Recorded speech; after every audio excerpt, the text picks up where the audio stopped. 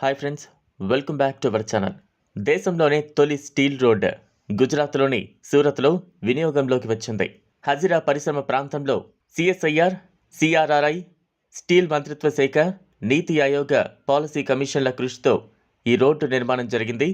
Pilot ప్రాజెక్టుగా చేపట్టిన ఈ స్టీల్ రోడ్ 1 కిలోమీటర్ పొడవుంది. 6 లేన్ల హైవేగా రూపొందించారు. 100% ప్రాసెసర్ స్టీల్తో ఈ రోడ్డును నిర్మించారు. సిఎస్ఆర్ఐ ప్రకారం ఈ స్టీల్ రోడ్ మందాన్ని 30% మేర తగ్గించారు.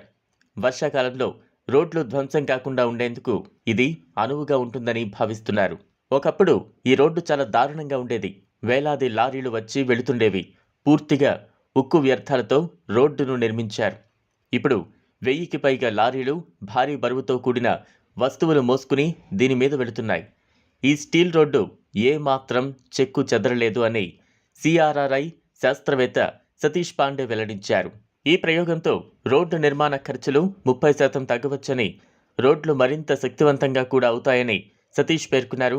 దేశంలోని స్టీల్ సంస్థల వల్ల ఏటా 19 మిలియన్ల టన్నుల ఉక్కు వ్యర్థాలు ఉత్పత్తి అవుతున్నాయి. 2030 నాటికి ఇది 5 మిలియన్ టన్నులకు చేరుకునే అవకాశం ఉంది అని అంచనా. ఉక్కు వ్యర్థాలతో స్టీల్ ప్లాంట్లు ఉక్కిరిబిక్కిరవుతున్నాయి, పర్యావరణానికి హాని కలిగిస్తున్నాయి. అందుకే స్టీల్ రోడ్డు నిర్మాణాన్ని చేపట్టాలని నిర్ణయించాం. మంచి ఫలితాలు లభించాయి అని ఓ అధికారి వెల్లడించారు.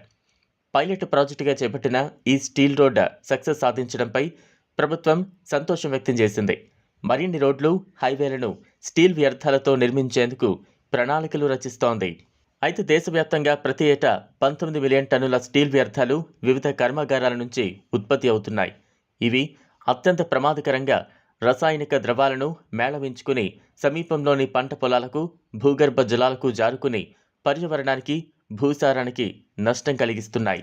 ఈ తీవ్ర పరిణామాల దశలో ఈ వ్యర్థాలను తగు రీతిలో సేకరించి సద్వినియోగం చేసేందుకు అన్ని కాలాల పరిస్థితులకు, భారీ వాహనాల రాకపోకలకు ధీటుగా ఉండే రోడ్లను నిర్మించేందుకు జాతీయ స్థాయిలో సంకల్పించారు.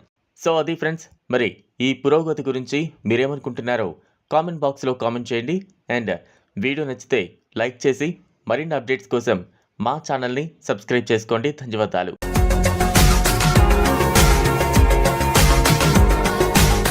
మరిన్ని అప్డేట్స్ కోసం మా ఛానల్ని సబ్స్క్రైబ్ చేయండి.